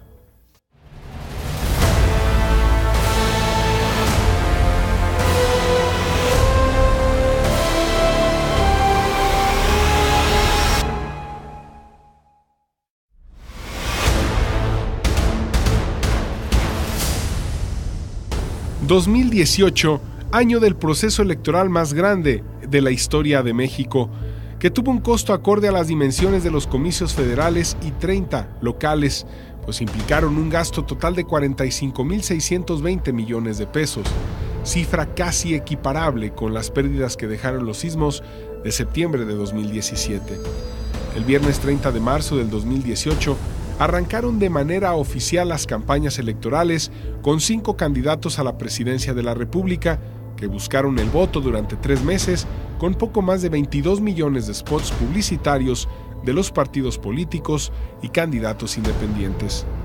Los candidatos de esta contienda fueron Margarita Zavala, que se bajó a la mitad de la contienda, Ricardo Anaya, José Antonio Meade, Andrés Manuel López Obrador y Jaime Rodríguez Calderón, el Bronco, quien llegó por la vía independiente recabando firmas de cientos de ciudadanos, un proceso que estuvo marcado por la polémica ante la presunción del uso de funcionarios públicos y financiamiento ilícito para reunir las firmas. 2018, año electoral y año de la decisión para elegir a un nuevo presidente.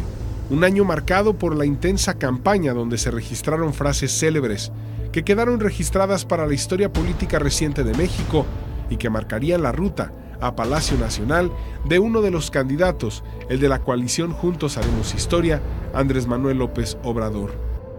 El entonces candidato presidencial fue señalado por el expanista Javier Lozano sobre la teoría de que el gobierno ruso de Vladimir Putin realizaría una intervención en las elecciones presidenciales de México.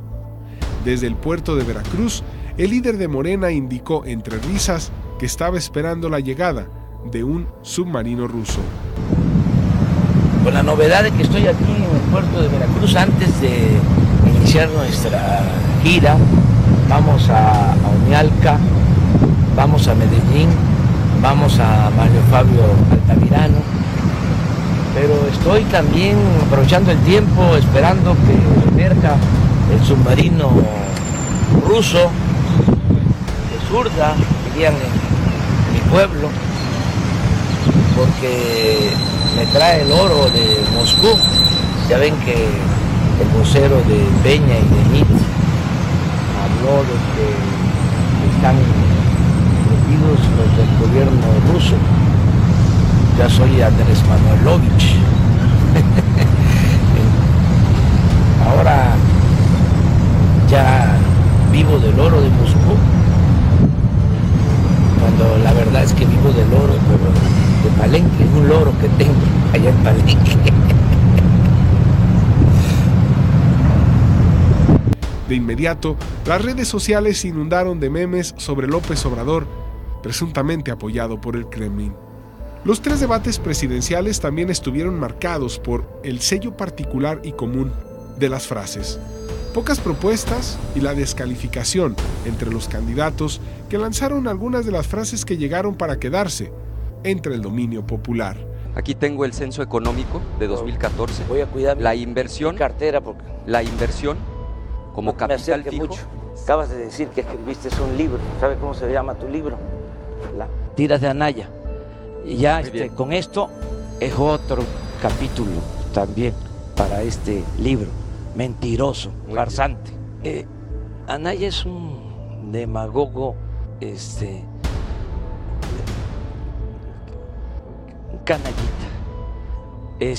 No, estoy diciendo la verdad.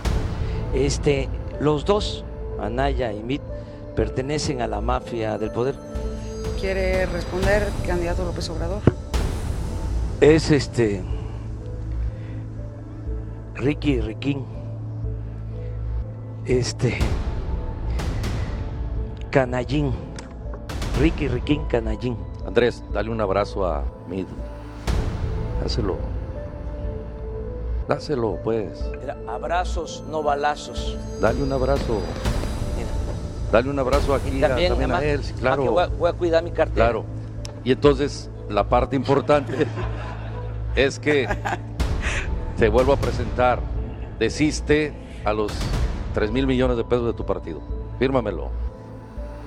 No me des abrazo, fírmamelo. Ya te lo planteé. Tiempo, candidato Rodríguez Calderón. En mayo, la expanista y candidata independiente Margarita Zavala renunció a la contienda presidencial.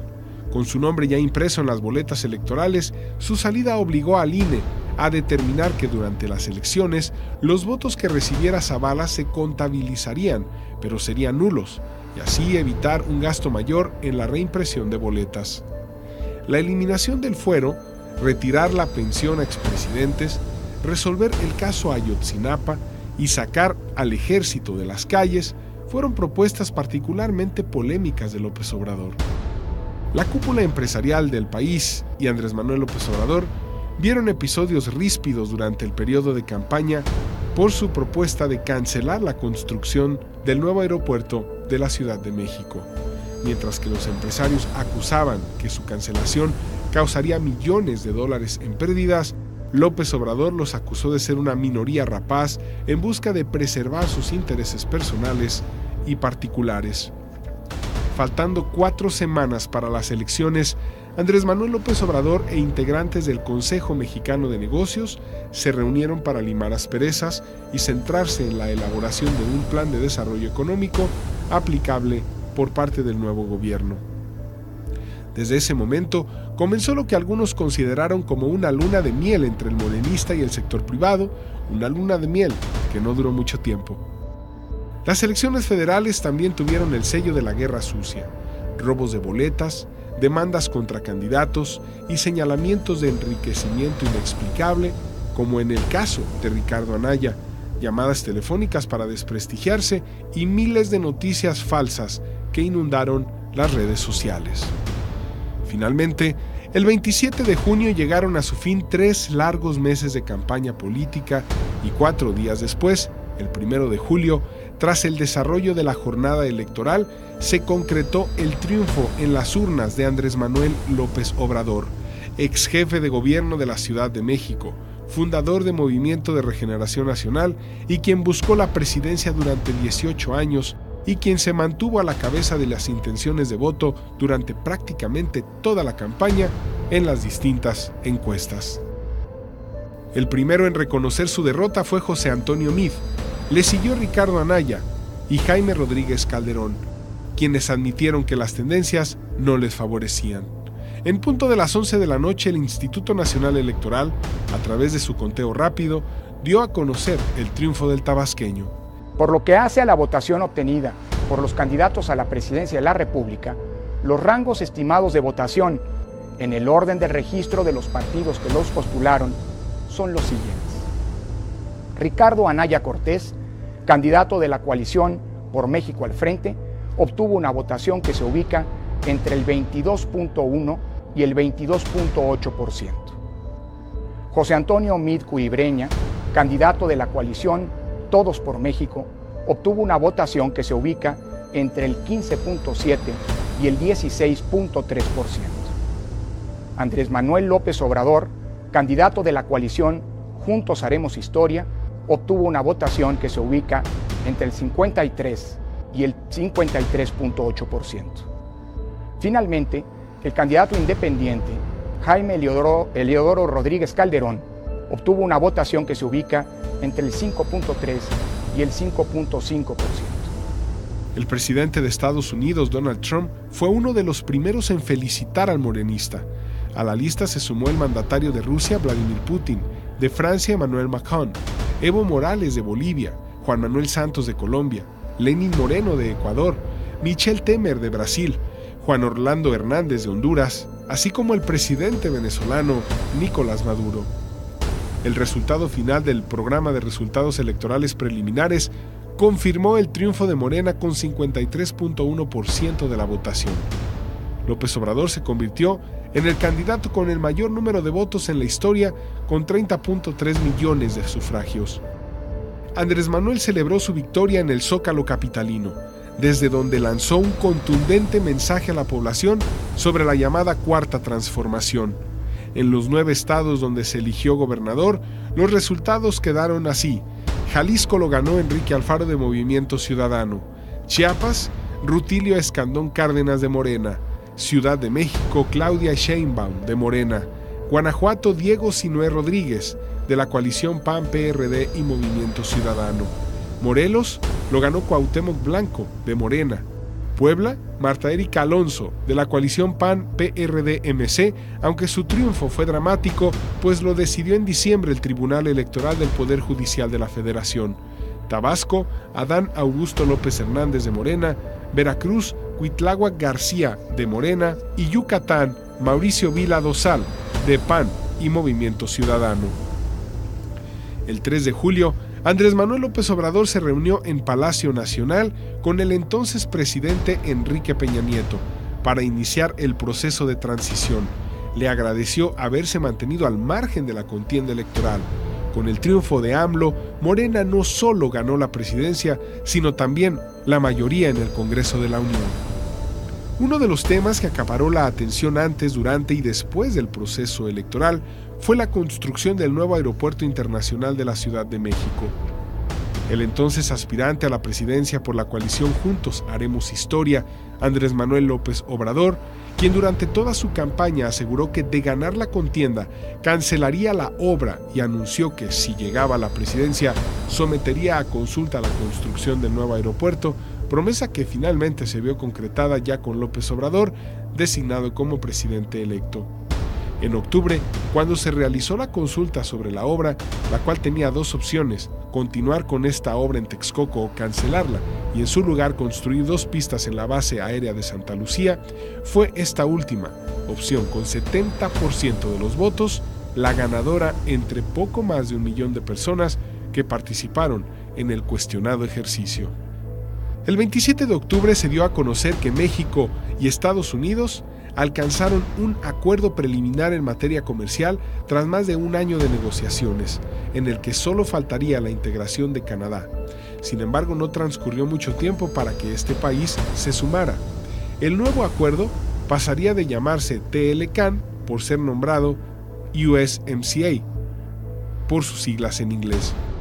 Los presidentes de Estados Unidos, Donald Trump, y de México, Enrique Peña Nieto, así como el primer ministro de Canadá, Justin Trudeau, firmaron el Tratado de Libre Comercio USMCA, que en nuestro país lleva el nombre de Tratado México, Estados Unidos y Canadá, TEMEC, el 30 de noviembre en el marco de la cumbre del G20 en Buenos Aires, Argentina. Llegó el 1 de diciembre, día en que Andrés Manuel López Obrador rindió protesta como presidente de México, un día que esperó por más de 12 años. El ex jefe de gobierno capitalino arribó a la Cámara de Diputados, recinto al que no acudía desde 2005, cuando enfrentó un proceso de desafuero para rendir protesta como presidente constitucional de los Estados Unidos mexicanos, en una ceremonia que contó con decenas de jefes de Estado y con Ivanka Trump, en representación del mandatario estadounidense Donald Trump. El primer mensaje como jefe del Ejecutivo Federal lo dio ante miles de personas en el Zócalo de la Ciudad de México, enmarcado en un ritual donde se le entregó el bastón de mando de los pueblos originarios indígenas, un hecho sin precedentes. El adiós al avión presidencial fue una de sus primeras acciones como presidente, luego de que el 3 de diciembre fuera enviado a California, donde estará bajo resguardo por la empresa Boeing hasta ser vendido. Ya con la investidura presidencial, López Obrador intentó materializar una de sus promesas más enérgicas: reducir el salario a los funcionarios públicos y que ninguno gane más que el presidente. La polémica estalló entre los ministros de la Suprema Corte de Justicia de la Nación, jueces y magistrados del Poder Judicial, quienes hasta la fecha han defendido a capa y espada sus ingresos, al igual que funcionarios de otras dependencias, generando también el descontento de la población por las altas cifras de varios ceros que ganan. Y aunque tanto el gobierno entrante como los jueces de la Corte afirman que no hay rencillas, algunos impartidores de justicia ya se han amparado contra una disminución en sus remuneraciones. Otro de los temas prioritarios de López Obrador y que también fue sometido a consulta es el Tren Maya, que inició su proceso de construcción el 16 de diciembre. AMLO ha prometido que con esta obra se reactivará la actividad comercial en el sureste mexicano, no solo por el transporte de mercancías, sino también de pasajeros, y cruzará los estados de Chiapas, Tabasco, Campeche, Yucatán y Quintana Roo. Prácticamente con el año por terminar, el morenista no podía hacerlo sin una nueva polémica, y su proyecto para el presupuesto de ingresos y egresos para el 2019 es la pieza clave para el cierre de un año que termina con sobresaltos y uno que inicia con tal vez aún más.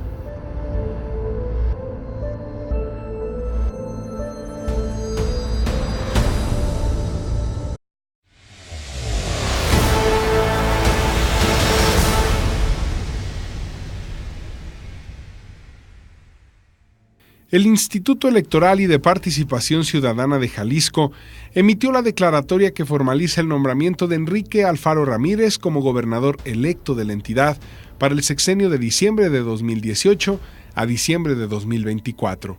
Enrique Alfaro ganó la elección a gobernador de Jalisco durante las elecciones del pasado 1 de julio con el 39% de los votos y para la elección de gobernador y representantes de la Federación votaron por primera vez un total de 8,524 jaliscienses que viven en el extranjero. Justicia para Elizabeth de la Rosa y su hijo Tadeo es lo que exigió su madre, Yolanda García, luego de que la mujer falleciera por las quemaduras que sufrió cuando unos sujetos incendiaron un camión tras el atentado que sufrió el exsecretario del Trabajo, Luis Carlos Nájera Gutiérrez de Velasco. La mujer explicó a los medios de comunicación que si decidió traer a su hija de Estados Unidos, del hospital de Galveston donde se encontraba, fue porque los médicos de ese hospital donde era atendida le dijeron que por las quemaduras que había sufrido, ningún órgano de su cuerpo funcionaba. Además, desmintió a las autoridades que aseguraban que Elizabeth ya caminaba. Por eso decidimos parar el tratamiento. Nadie sabe lo que sufrimos allá, ella y yo. Solamente ella y yo y Diosito que estuvo con nosotros. Dicen que ella se murió por mi culpa. ¿Cómo voy a querer yo que se muriera cuando cualquier hijo es el amor de la vida de cualquier madre? Yo como madre hubiera dado la vida por mi hija. Yo lo único que me queda pedirle al gobierno que me hagan favor. La Fiscalía General de Jalisco confirmó la detención de Luis Alfredo N., alias El Zika, presunto responsable de haber coordinado los actos vandálicos del 21 de mayo para incendiar intencionalmente el camión de transporte público donde viajaba Elizabeth de la Rosa y Tadeo, dos de las víctimas colaterales tras el atentado del exsecretario del Trabajo y exfiscal general de Jalisco, Luis Carlos Nájera Gutiérrez de Velasco.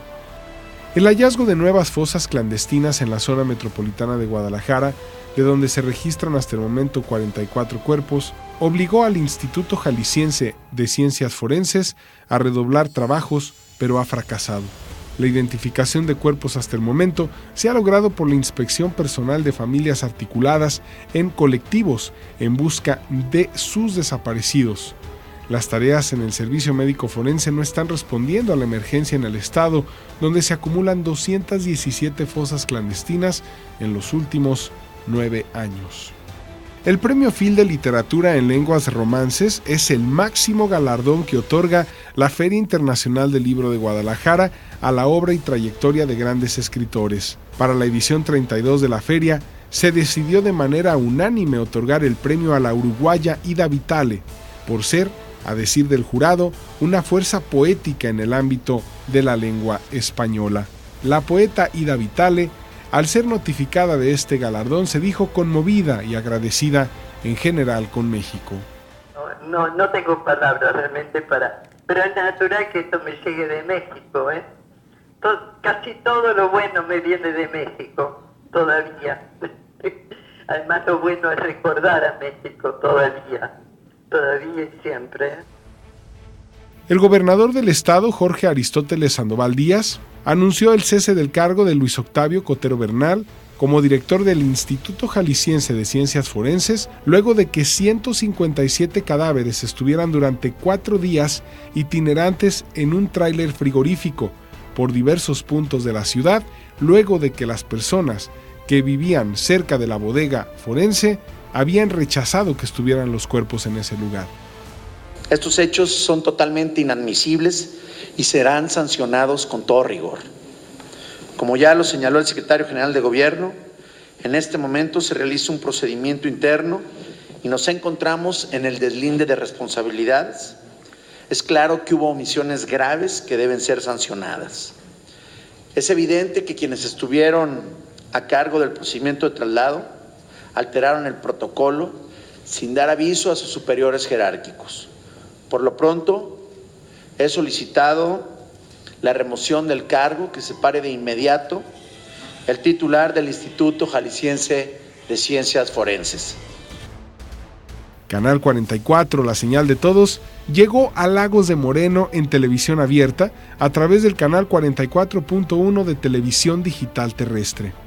Más de 165,000 habitantes podrán disfrutar de la programación de Canal 44 en sus televisores. Los noticieros, los programas de opinión, los documentales, las películas, los programas de entretenimiento y de cultura son distribuidos totalmente gratis para los laguenses. El gobernador del estado, Jorge Aristóteles Sandoval Díaz, anunció también el cese del cargo de Raúl Sánchez como fiscal general de Jalisco, luego de presumir su responsabilidad en el manejo inadecuado de cientos de cadáveres de personas no identificadas que permanecían en 2 tráileres frigoríficos que estuvieron deambulando durante días por diferentes puntos de la zona metropolitana. Asimismo, el gobernador dijo desconocer las circunstancias de carencias económicas que ha denunciado el exdirector del Instituto Jalisciense de Ciencias Forenses, Luis Octavio Cotero Bernal, y que habrían derivado el manejo inadecuado de los restos de personas que perdieron la vida en hechos relacionados con la violencia. Con el combate a la inseguridad como prioridad y con compromisos de rendición de cuentas de forma cotidiana, participación ciudadana constante y sinergia con los gobiernos metropolitanos y estatal emanados de Movimiento Ciudadano, Ismael del Toro Castro tomó protesta como presidente municipal de Guadalajara para el periodo 2018-2021. Con el combate a la inseguridad como prioridad y con compromisos de rendición de cuentas de forma cotidiana, participación ciudadana constante y sinergia con los gobiernos metropolitanos y estatal emanados de Movimiento Ciudadano, Ismael del Toro Castro tomó protesta como presidente municipal de Guadalajara para el periodo 2018-2021. Es por ello que pondremos todo nuestro esfuerzo y recursos para trabajar para lograr que Guadalajara sea una ciudad más tranquila. Todo el gabinete de gobierno tendrá la prevención de la seguridad como una prioridad y atacaremos con contundencia cualquier acto de corrupción que se denuncie. No habrá intocables. Daremos pasos contundentes para mejorar la capacidad de respuesta de la Policía Municipal, más elementos, más cámaras de seguridad y todo el apoyo a nuestros policías. Estas son las primeras acciones que marcarán el rumbo de esta administración. El gobernador de Jalisco, Aristóteles Sandoval Díaz, presente en el acto, admitió que a pesar de sus esfuerzos, la inseguridad no se ha abatido. Tanto el gobierno estatal como los municipios hemos mantenido reuniones de coordinación permanentes, buscando soluciones, implementando medidas conjuntas, porque sabemos que esta tarea de garantizar la seguridad ciudadana somos todos corresponsables. Pero no obstante los esfuerzos, la inversión, los elementos que han perdido la vida en la coordinación interinstitucional, soy consciente de que este camino sigue cuesta arriba. Aristóteles ofreció a Ismael del Toro su apoyo para los últimos 60 días de su gobierno estatal. El próximo ayuntamiento estará integrado de la siguiente manera. Movimiento Ciudadano, además del presidente municipal Ismael del Toro y la síndico, tendrá 10 regidores, es decir, 12 votos en el cabildo. Morena tendrá una bancada de 4 regidores encabezada por Claudia Delgadillo. El PRI tendrá nada más 2 regidores, Eduardo Almaguer y Verónica Flores. Y el Partido Acción Nacional tendrá un regidor con Miguel Zárate. Con imágenes de Eduardo Fierro, para Señal Informativa, Julio Ríos. El diputado electo Héctor Pizano Ramos deja el PRI y se suma a las filas de Movimiento Ciudadano. En un video publicado en sus redes sociales, el gobernador electo de Jalisco, Enrique Alfaro Ramírez, anunció la incorporación de Pizano, de quien es amigo desde los años 90, y que incluso hicieron política juntos en el Partido Revolucionario Institucional. Pasaron los años, tomamos caminos distintos, pero ha prevalecido siempre la amistad, la comunicación y sobre todo yo creo que el compromiso de hacer algo por nuestro estado y por nuestro país. Por eso hace unos días empezamos a platicar de nuevo sobre la idea de la refundación, sobre lo que implicaba y sobre la necesidad de cerrar filas hoy en Jalisco, sobre la necesidad de sumar esfuerzos y de compartir una visión de hacia dónde tiene que caminar nuestro estado. Por eso, Héctor, me da mucho gusto que hayas tomado la decisión de ser parte de este esfuerzo transformador que va a tener Jalisco y sobre todo de que más allá de colores y de partidos, hoy podamos estar juntos trabajando en una misma ruta por el bien de nuestro estado. Me da mucho gusto. Con promesas de austeridad en el Congreso de Jalisco, un llamado a fortalecer el sistema estatal anticorrupción y un guiño a la cuarta transformación de López Obrador, arrancó la legislatura local número 62. El mundo de las letras está de luto tras la muerte del destacado escritor Fernando del Paso. Autoridades universitarias y el gobernador de Jalisco realizaron un gran homenaje póstumo al escritor en el Paraninfo de la Universidad de Guadalajara, luego del lamentable fallecimiento del Premio Cervantes y autor de las grandes obras Noticias del Imperio y Palinuro de México. También en el Congreso del Estado se le rindió un homenaje. La diputada presidenta de la Comisión de Educación, Cultura y Deporte del Congreso de Jalisco evocó así al maestro del Paso, entrañable clásico, provocador riguroso y conversador infinito. Fue un hombre que tomó partido y tiró a la izquierda. Y en pleno discurso a recibir el Premio Cervantes se manifestó, cito, contra los atracos, las extorsiones, los secuestros, las desapariciones, los feminicidios, los abusos de poder, la corrupción, la impunidad y el cinismo. Un periodista le preguntó si no le daba vergüenza hablar así de su país, y él respondió, entero, no denunciarlo, eso sí que me daría vergüenza. Con nostalgia por los ausentes y un fuerte discurso político, fue como dio inicio la edición 32 de la Feria Internacional del Libro de Guadalajara, que en esta ocasión recibió a Portugal como país invitado de honor. El presidente de la Fiesta de las Letras más importante en habla hispana, Raúl Padilla López, aprovechó el espacio y la presencia de autoridades locales y federales para hacer un llamado a advertir sobre el peligro que representa el cambio en la pirámide política propuesta por el próximo gobierno federal. Exigió respeto a la autonomía y soberanía de los estados. Desde este foro plural, quiero advertir sobre los peligros que supone volver a levantar la pirámide política que tantos años y tanto esfuerzo tomó echar abajo. Particularmente, expresamos nuestra inquietud con respecto a las leyes recientemente aprobadas por el Congreso de la Unión, que claramente, en mi opinión, atentan contra la armonía del Pacto Federal por la vía de superponer estructuras con atribuciones que vulneran la soberanía y autonomía de los estados.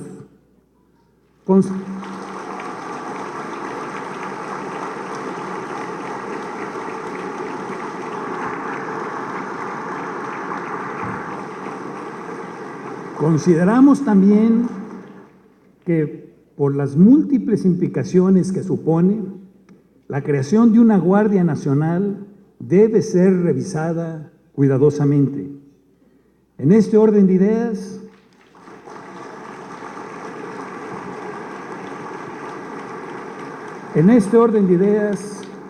aprovecho para respaldar el pronunciamiento del gobernador electo de Jalisco, Enrique Alfaro, en torno a la necesidad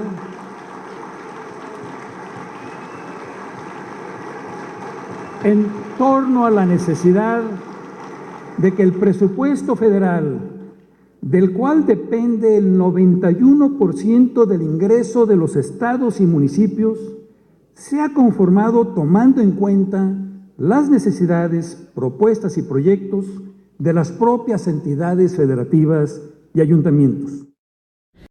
arrancó la serie de televisión TV Morfosis, en su edición número 25 en el marco de la Feria Internacional del Libro de Guadalajara. Una serie que convoca a 35 especialistas de la industria y la academia televisiva para hablar sobre el periodismo en la era de la posverdad. El director de Canal 44 y presidente de la Asociación de las Televisiones Educativas y Culturales Iberoamericanas, Gabriel Torres, habló de los avances que ha tenido esta serie de televisión, TV Morfosis. Suponen uno de los principales desafíos tanto para el periodismo digital de nuestros días como también para las democracias modernas, porque el elector necesita información confiable para razonar el sentido de su voto. Ahora bien, resulta oportuno distinguir que las fake news y la posverdad definitivamente no son lo mismo. Mientras que las fake news hacen alusión a toda noticia falsa, la posverdad hace referencia a toda información o aseveración que no se basa en hechos objetivos, sino que apela a las emociones, a las creencias y a los deseos del público. De tal suerte que mientras que la noticia falsa tiene como principal elemento de contraste precisamente eso, su falsibilidad, la posverdad tiene como principal rasgo distintivo la aseveración que, siendo falsa o no, se quiere o se pretende o se asume a partir de los sentimientos que sea verdad. En medio de aplausos que llenó los rincones del Paraninfo de la Universidad de Guadalajara, fue como despidieron los restos del decano de la medicina forense en México, Mario Rivas Sousa. La 32 edición de la Feria Internacional del Libro de Guadalajara, que este año contó con la participación de Portugal como país invitado, llegó a su fin. El presidente de la Feria Internacional del Libro, Raúl Padilla López, dio el balance preliminar de asistencia, que para esta edición registró más de 819,000 visitantes, así como la participación de miles de editores, editoriales y profesionales del libro. El de Aristóteles Sandoval fue un sexenio fallido, según los coordinadores parlamentarios de las 3 bancadas mayoritarias del Congreso de Jalisco: Morena, Movimiento Ciudadano y el Partido Acción Nacional. La inseguridad, el caos en la movilidad de la zona metropolitana y las obras sin terminar son algunos de los puntos que reprocharon al mandatario saliente Aristóteles Sandoval. En Jalisco no habrá ni perdón ni olvido para los delincuentes. Así lo señaló el nuevo gobernador del estado, Enrique Alfaro Ramírez, en su toma de protesta ante diputados del Congreso local. En la ceremonia a la que acudió la secretaria de Gobernación, Olga Sánchez Cordero, así como 13 gobernadores, 4 senadores de la República, diputados federales, alcaldes y líderes educativos, Alfaro realizó la protesta de ley. Protesto cumplir, y en su caso hacer cumplir, la Constitución Política de los Estados Unidos Mexicanos, la Constitución Política del Estado de Jalisco, la ley y reglamentos y acuerdos que de una y otra emanen, así como desempeñar leal y eficazmente el cargo de gobernador constitucional del Estado de Jalisco que el pueblo de este Estado me ha conferido, mirando en todo por el bien y prosperidad de nuestro Estado, y si así no lo hiciere, que la Nación y Jalisco me lo demanden. Con 104 votos de un total de 168, el Consejo General Universitario eligió a Dante Aro Reyes como titular de la Defensoría de los Derechos Universitarios para el periodo 2019-2025. Dante Aro es abogado y doctor en Derecho. Su anterior cargo fue fiscal de Derechos Humanos de la Fiscalía General del Estado de Jalisco.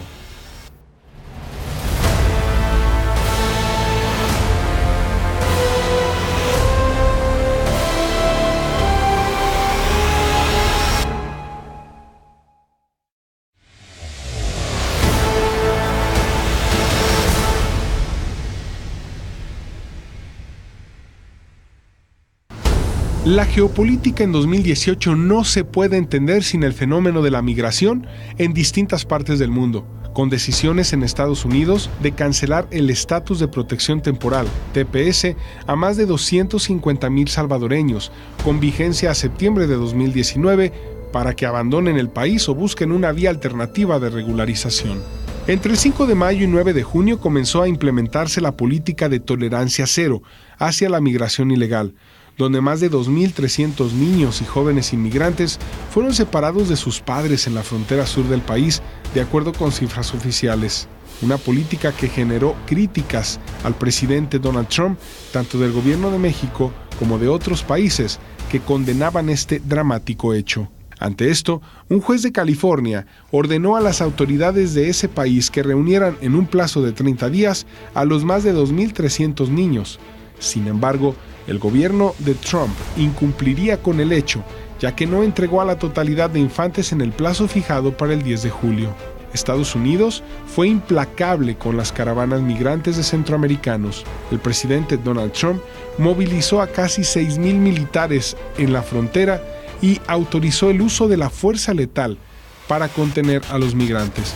Por lo menos balas de goma y gases lacrimógenos fueron utilizados cuando algunos migrantes centroamericanos intentaban saltar la valla fronteriza.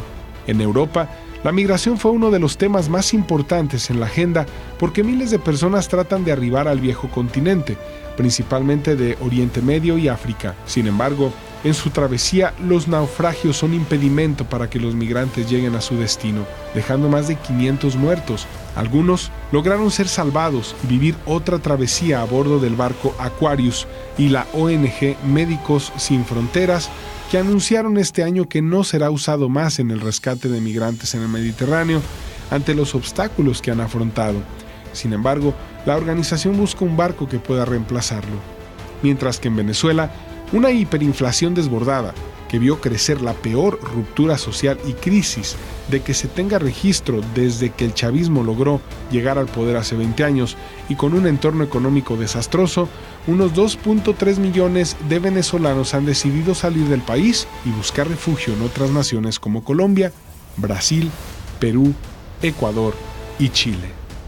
A un año de su desaparición, las autoridades argentinas informaron sobre el hallazgo del submarino Ara San Juan de la Marina de Guerra Argentina. La Armada Argentina informó que el submarino se identificó mediante la observación de la empresa estadounidense Ocean Infinity. El Ara San Juan estaba desaparecido desde el 15 de noviembre de 2017, cuando navegaba en el Golfo de San Jorge a 450 kilómetros de la costa. El buque de la empresa Ocean Infinity zarpó el 7 de septiembre con 4 familiares a bordo y estaba a punto de cesar la búsqueda cuando se produjo este hallazgo. El 25 de junio se conoció el caso de 12 niños integrantes de un equipo de fútbol y su entrenador que quedaron atrapados en una cueva inundada en el norte de Tailandia. Los niños de entre 11 y 16 años entraron en la cueva Tham Luang, en un parque nacional cerca de la frontera con Birmania y Laos. Los primeros rescatistas internacionales llegaron el jueves 28 de junio. Eran especialistas de rescate de la Fuerza Aérea de Estados Unidos y buzos especializados en cuevas de Reino Unido, Bélgica, Australia, Escandinavia y muchos otros países. Algunos eran voluntarios, otros fueron llamados por las autoridades tailandesas. El 2 de julio, los buzos lograron llegar a una caverna donde se encontraban atrapados. Sin embargo, el 6 de julio, un exbuzo de las fuerzas de élite de la Armada Saman Gunan murió mientras estaba en un trayecto de rutina para entregar tanques de oxígeno a los niños, cuando perdió la conciencia después de quedarse sin aire. Sin embargo, los esfuerzos no cesaron y desde el 7 al 11 de julio, los rescatistas sacaron a los niños y a su entrenador. Decenas de tiroteos e incidentes con armas de fuego se dieron en Estados Unidos este año. Sin embargo, un caso que marcó esta tendencia fue el tiroteo del 14 de febrero, cuando un joven entró a un instituto de secundaria de la localidad de Parkland, en Florida, y disparó indiscriminadamente para dejar un saldo de 17 personas muertas y 15 más heridas. El autor del tiroteo fue detenido en las inmediaciones del instituto sin oponer resistencia. Después de la comparecencia del autor, el Departamento de Niños y Familias de Florida publicaría un documento sobre el autor Nicolás Cruz, en el que señala que el joven sufría depresión, déficit de atención y autismo. Este año la madre naturaleza también tuvo gran actividad alrededor del mundo. Indonesia vivió fuertes terremotos en la isla de Lombok, un sismo y tsunami que azotaron la isla de Celebes y provocaron la muerte de más de 2.000 personas. Lombok padeció una serie de temblores cercana a la isla de Bali, que causaron 564 muertos y más de 400.000 desplazados, la mayoría de ellos tras un devastador terremoto de magnitud 6.9 grados en la escala de Richter el 5 de agosto. De igual forma, en Japón, el temporal ocasionó la muerte de más de 200 personas y cerca de 7,000 desplazados, mientras que la ola de calor cobraría la vida de al menos 80 personas y 22,000 sufrieron casos de insolación que requirieron hospitalización. Los volcanes también tuvieron gran actividad en este 2018. Tal es el caso del volcán de fuego en Guatemala, que hizo erupción el 3 de junio ocasionando 198 muertos. La erupción generó fuertes expulsiones de lava en las barrancas de Cenizas, Mineral, Seca, Taniluya, Las Lajas y Barranca Honda, mientras que las columnas de ceniza se extendieron a más de 25 kilómetros y 4 departamentos. Debido a esto, el presidente del país, Jimmy Morales, declaró el estado de calamidad en todo el territorio guatemalteco, mientras que numerosos países, no solo de la región sino de todo el mundo, ofrecieron su ayuda, entre ellos europeos como Alemania, España, Francia o el Reino Unido. Otro volcán que tuvo actividad este año fue el Kilauea en Hawái, ya que arrojó flujos de lava que cambiaron el paisaje totalmente a lo largo de varias millas. Devoró toda una bahía y rediseñó la costa de Kauai en la Isla Grande sin dejar víctimas mortales. Mientras que en Estados Unidos la ola de frío cobró 18 víctimas en los estados afectados, además de miles de vuelos cancelados o aplazados.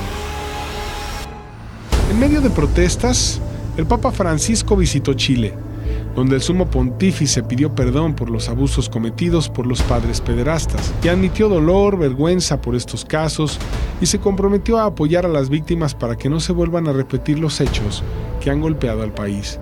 La presencia del obispo en la ciudad de Osorno, Juan Barros, en la misa papal generó amplio repudio. Barros es acusado de encubrir los abusos sexuales contra menores cometidos hace unos años por el influyente cura Fernando Caradima, a quien la justicia encontró culpable, pero no condenó porque los delitos habían prescrito.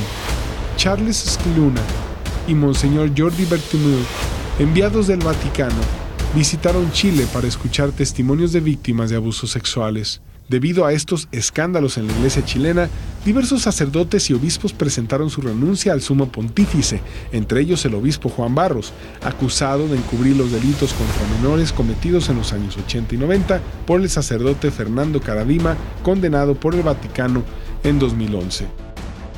En Nicaragua se realizaron cientos de protestas contra unas fallidas reformas económicas que se convirtieron en la demanda para que renunciara el presidente Daniel Ortega, considerado como dictador por parte de la población disidente después de 11 años de estar en el poder.